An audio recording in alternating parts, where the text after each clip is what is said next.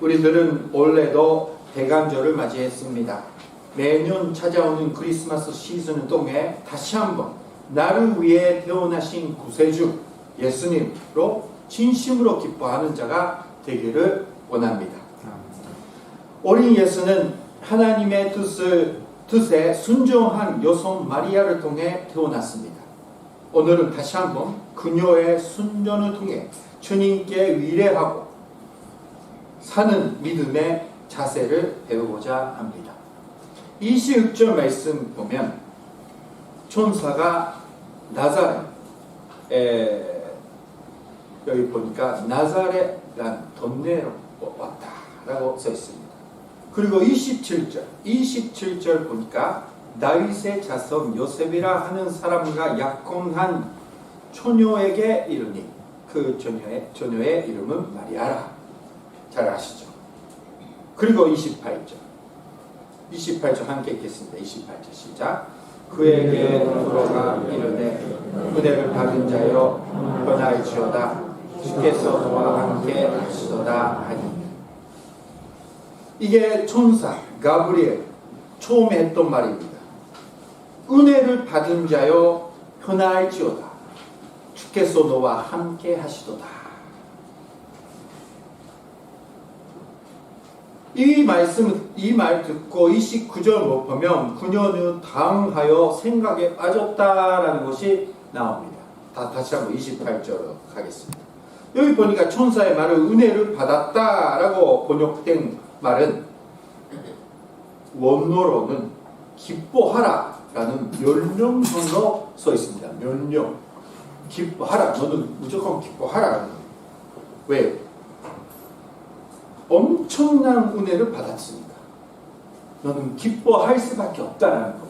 근데 우리는 예수님이 태어날 때도 얼마나 고생하고 150km나 걸어가서 나서 이제 예수님이 태어나니까 임신 10개월 되는데 걸어가는 겁니다.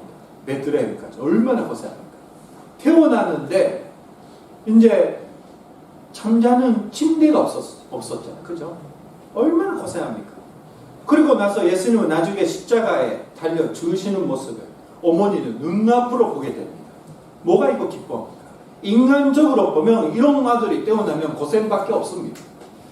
그러나 여기서 보는 은혜를 받았다라는 것, 축하하다, 기뻐하라라는 것은 영적인 은혜를 받았다라는 겁니다. 우리는 이것을 이해해서 그거를 소중하게 생각하는 한 사람이 돼야 됩니다. 왜냐하면 우리는 너무나 편하게 살면서 잘 살고 건강이 있고 또 재산만 있으면 잘 됐다고 생각하니까. 근데 그거 잘 됐던 거 아닙니다. 인간적으로 보면 잘 됐죠. 영적으로 보면 부족한 인생입니다. 그거를 잘 아는 우리가 돼야 되는 거예요, 지금. 자, 마리아가 바라고 계획했던 인생과는 전혀 다른 인생을 얘기하는 겁니다. 그러나 왜 기뻐하라, 은혜 받은 자라는 말을 들었을까요? 그것은 우선 주께서 너와 함께 하신다라는 말을 또 알 수가 있습니다. 왜 은혜를 받았냐? 마리아는 하나님이 함께 하고 싶은 사람이었다라는 겁니다. 그러니까 이미 은혜를 받았다라는 거예요. 사랑하는 형제자매님, 우리는 이거는 할 수 있는 겁니다. 하나님이 함께 하고 싶은 사람이 되고자 하는 노력해서 그렇게 될 수가 있습니다. 어떻게 하면 됩니까? 어렵지 않습니다. 하나님 말씀을 소중하게 생각해서 실패해도 하나님을 따라가겠다고 하나님의 눈앞에서 하나님 앞에서 살고 있다는 것을 잊어버리지 않는 사람을 하나님은 좋아합니다. 사랑하는 형제자매는 어떠한 남편을 그 와이프들을 좋아합니까? 떨어져 있어도 자기 잊어버리지 않고 기억하고 자기 와이프를 생각하는 자들을 좋아하잖아요. 그죠? 집에 밖에 나가면 다 잊어버리고 다른 여자 생각하고 탈의자 그 초자 다니고 그런 남자 얼마나 싫어합니까? 떨어져 있어도 믿음이 있는 거 뭐 똑같습니다. 뭐 똑같다라는 것보다 하나님이 그렇게 인간을 만들어 주시는 거예요. 하나님은 안 보여도 나는 하나님 앞에 지금 살고 있다. 하나님 이렇게 원하실 것 같다. 그러니까 그렇게 살아가야지. 그렇게 하나님을 인정하는 자를 하나님은 좋아해서 하나님이 함께 해주십니다. 먼저 이런 사람이 되시길 주님의 이름으로 축원합니다. 하나님 인정하시면 돼요. 사랑하는 형제자들. 여러분들의 인생이 엉망진창이라도 하나님 인정하는 마음을 잊어버리지 마십시오. 그러면 하나님 좋아해서 하나님 함께 해주십니다. 그 증거로 어떻게 된다면 마리아 어떻게 된 겁니까? 그 증거로서 주님의 위대하신 계획에 수임받는 것이 인간에게 하나님으로부터 은혜이기 때문입니다. 30절에서 보십시오. 30절에서 보면 천사가 이르되 마리아여 무서워하지 말라. 내가 하나님께 은혜를 입었느니라.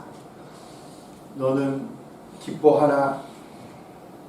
그리고 나서 하나님이 너와 함께 계신다. 그 함께 계시는 하나님이 너를 통해서 엄청난 일을 하겠다. 그것이 은혜라고 얘기하는 거예요. 하나님의 우리와 함께 하셔서 우리를 쓰시는 것이 우리의 행복이고 최고의 우리의 축복입니다. 사랑하는 형제자매, 아무 문제 없고 그냥 뭐 힘도 있고 사람도 있고 그 괜찮은 교회. 그러나 하나님은 쓰지 않는 교회. 그러나 문제 있고 어렵고 힘도 없고 사람도 없지만 그러다 하나님이 크게 수입받는 교회. 어느 쪽이 축복입니까? 물론 하나님이 수입받는 교회입니다. 사랑하는 형제자매, 너무나 인간적으로 예배하고 모이고 하니까 이제 이 지금 시대는 교회가 없어지는 시대입니다. 우리 교단으로도 안에서도 교회가 하나씩 이제 없어지고 있습니다. 지금 새로운 교회는 생기지도 않습니다. 사랑하는 형제자매, 그거를 보면서 우리는 하나님을 쓰지 않는 교회는 얼마나 그 축복이 없고 얼마나 마음이 아픈지. 무조건 하나님이 쓰임 받는 교회의 축복입니다. 그건 잊어버리지만 안 되고 우리 개인적으로도 그래요. 자,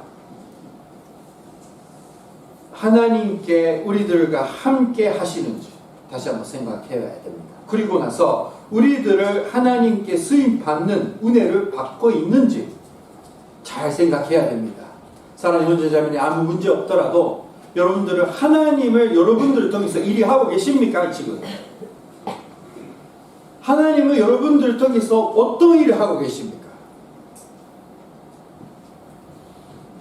그게 없으면 은혜 받은 자가 아닙니다. 하나님이 함께 하는 자가 아닙니다. 자, 우리는 그거 잘 생각해서 계속해서 가겠습니다. 31절부터 이제 내용이 나옵니다. 아주 알고 있는 내용이다. 그냥 조금씩 넘어가겠습니다. 31절 말씀 보니까 그 이름을 예스라 하라 그럽니다. 32절부터 33절은 예수님 어떠한 분이 되는지 애용하고 있습니다. 32절, 그가 군자가 되고 지극히 높으신 이의 아들이라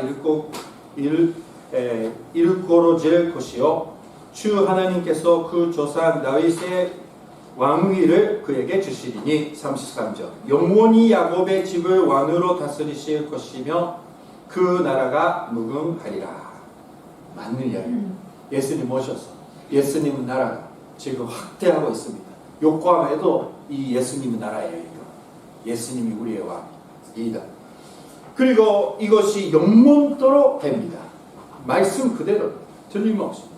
그리고 34절, 마리아는 이 이야기 듣고 나서 이렇게 대답했습니다. 마리아가 천사에게 말하되 나는 남자를 알지 못하니 어찌 이 일이 있으리까. 이거는 현실적으로 불가능하다고 말하는 겁니다. 맞는 이야기입니다. 인간적으로 보니까. 우리들은 하나님께 수입 받는 것을 상상도 할 수 없습니다. 사실은. 진심으로 생각하면 나는 무슨 힘이 있을까? 가능성도 느낄 수 없습니다. 불안과 공포가 따르는 것입니다. 어쩔 수 없는 거예요. 자, 그냥 상상할 수 없다고 포기할 겁니까? 마리아처럼 자기를 보지 않고 하나님의 능력 봅니까? 이 차이 지금 배우고 있는 겁니다. 35절을 가겠습니다. 천사가 계속 설명해요. 진짜 하나님은 사랑스러운 분입니다. 천사를 통해서 계속 설명합니다. 천사가 대답하여 이르되 성령이 내게 임하시고 지극히 높으신 이의 능력이 너를 덮으시리니 이러므로 나실 바 거룩한 이는 하나님의 아들이라 일컬어지리라. 무슨 말이에요? 너는 그냥 아무 힘이 필요 없고 지식이도 필요 없고 성령님이 오셔서 덮으시면 하나님의 능력으로 애가 생기고 얘 바로 하나님의 아들이 된다. 하나님이 다 한다는 것. 필요하는 것은 아멘 그렇게 할 수 있도록 해주세요라고 마음을 열어서 하나님께 의뢰하는 하나님 의지하는 마음이라는 것. 지금도 주님은 이렇게 역사해 주십니다. 사랑하는 현지자매님. 저도 예수님을 확실하게 만날 때 하나님이 불러주셨어요. 누가 우리 위해서 갈 수 있을까? 누가 일곱 단에 우리 위해서 갈까? 하니까 제가 여기 있습니다. 제가 여기 있어요. 이 죄인이 여기 있습니다. 했더니 그 순간에 하늘에서 선녀님이 내려오셔가지고 저는 선녀 충만해가지고 그때부터 마음이 바꿔가지고 이제 집회 제일 뒤에 앉았던 사람이 갑자기 티오 앞에 가지고 목사님 앞에서 손 이렇게 하고 하면서 눈물 흘리면서 기도를 했던 것이 아직도 기억합니다.